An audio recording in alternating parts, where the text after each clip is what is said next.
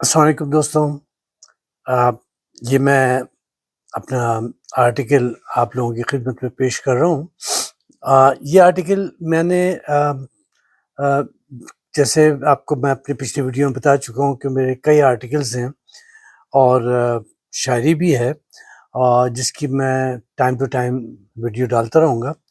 تو یہ میرا پہلا آرٹیکل ہے اور اس کا نام بھی میں نے اسی مناسبت سے آرٹیکل کا رکھا ہے، پہلی تاریخ۔ تو پھر شروع کرتے ہیں۔ ہر انسان کی زندگی میں پہلی کی بڑی اہمیت ہوتی ہے، جیسے پہلا قدم، پہلا اسکول، پہلی کلاس، پہلی محبت، پہلی شادی، پہلی بیوی اور نہ جانے کتنی پہلی۔ یہ الگ بات ہے کہ بعد میں وہ سب پہلی بن کے رہ جاتے ہیں،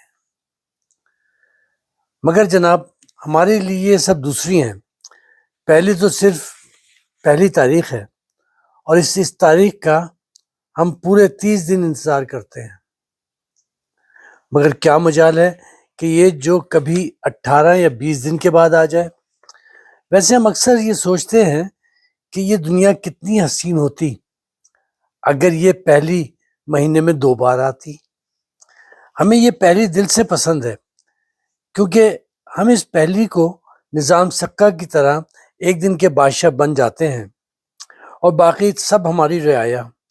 ایک اور بات جو ہمیں سب سے اچھی لگتی ہے کہ 28 تاریخ سے گھر اور آفس کا ماحول خوشگوار ہونا شروع ہو جاتا ہے۔ بیگم کو ہمارے پسند کے کھانے پکانے کا شوق بڑھ جاتا ہے۔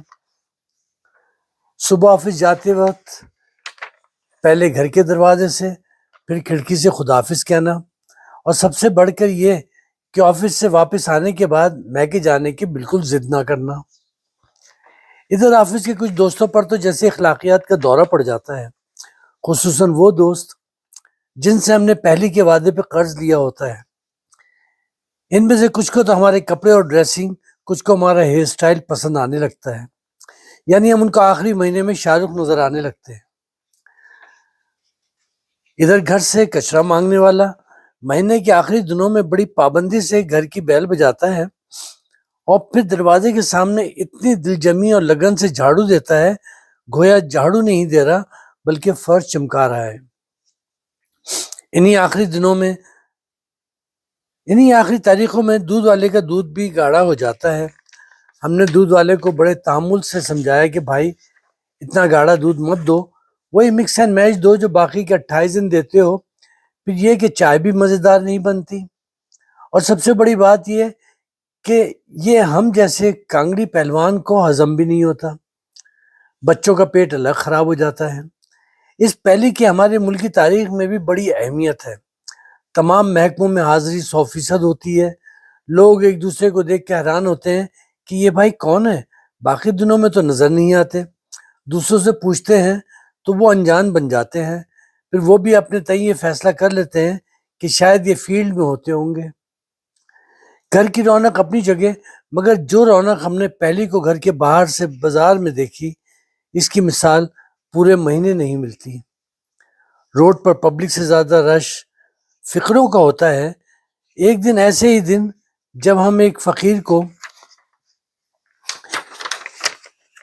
یہ کہہ کے جان چھڑانے کی کوشش کی، بابا معاف کرو کھلا نہیں ہے، وہ جھٹ بولا، بابا کتنے کا کھلا چاہیے ہم دیتے ہیں۔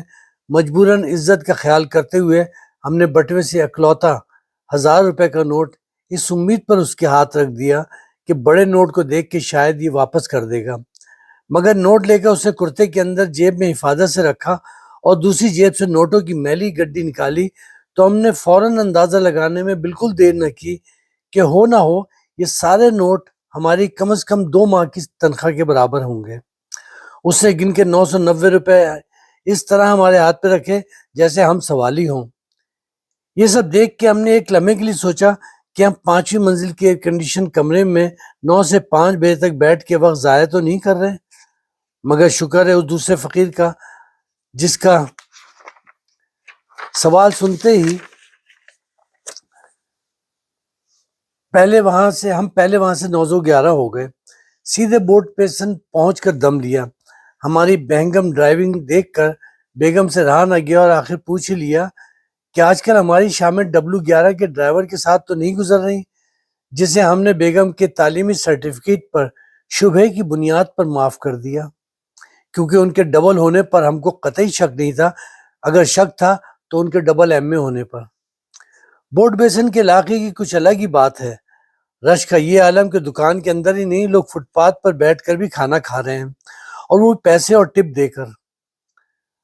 بھلا بتائیے، اگر فٹ پاتھ پر پیسے دے کر ہی انہیں کھانا کھانا ہے اور انہیں یہ پسند ہے تو پھر صابری کے پاس جائیں، جہاں فٹ پاتھ کا کھانے والوں سے پیسہ نہیں لیا جاتا۔ مگر شاید زمانہ بدل گیا ہے۔ ہم نے جب بیگم سے اس سلسلے میں ان کی رائے لی تو وہ جیسے ہتے سے اکھڑ گئیں، بولی آپ کو کیا پتا، سال 6 مہینے میں ایک آدھ بار باہر کھانا کھانے نکلتے ہیں، آپ تبصرہ ایسے کر رہے ہیں جیسے ہم وہاں روز جاتے ہوں۔ اب ہم ان کو کس منہ سے بتاتے کہ ہر ہفتے آفس کی میٹنگ کے بہانے دیر سے گھر آنے کی وجہ یہی ریسٹورنٹ تو ہے۔ ویسے ایک دفعہ بیگم کو شک بھی ہوا کہ یہاں کے ویٹر آپ سے بڑی سلام دعا کرتے ہیں، آخر وجہ کیا ہے؟ ہم نے بہانہ بنا دیا کہ ارے یہ سب زیادہ ٹپ لینے کے لیے ایسا کرتے ہیں۔ بیگم کی عقل میں یہ بات بآسانی آ گئی تو ہم پریشان ہو گئے۔ ہماری بیگم سے زیادہ بننے کی وجہ بھی یہی ہے کہ وہ ہماری طرح ہمارے بہانوں پر بھی زیادہ غور نہیں کرتی، ورنہ بار کی کھال نکالنا تو ان کے بائیں ہاتھ کا کھیل ہے۔ جھوٹ اگلوانے کی تو اتنی ماہر ہیں کہ اگر پولیس میں چلے جائیں تو کم از کم آدھے مجرموں کو پھانسی ضرور ہو جائے۔ ہم نے کئی بار ان کو یہ قیمتی مشورہ بھی دیا کہ آپ وکالت کا امتحان پاس کر لیں، کیونکہ آپ کے پاس بس ڈگری کی ضرورت ہے، ورنہ باقی سارے گن آپ میں موجود ہیں۔ ویسے ایک بات ماننے کی ہے، ہم تو یہ مسائل پہلی کے پہلی بھگتتے ہیں، مگر پورے مہینے تو بیگم کو ہی بھگتنا پڑتا ہے۔ تو دوستوں بتائیے گا اپنے کمنٹس میں کہ یہ آرٹیکل آپ کو کیسا لگا۔ اچھا لگا تو لائک کیجیے گا اور چینل کو سبسکرائب کیجیے گا۔ بہت شکریہ، خدا حافظ، ملتے ہیں اگلے نئے آرٹیکل کی ویڈیو کے ساتھ۔ خدا حافظ۔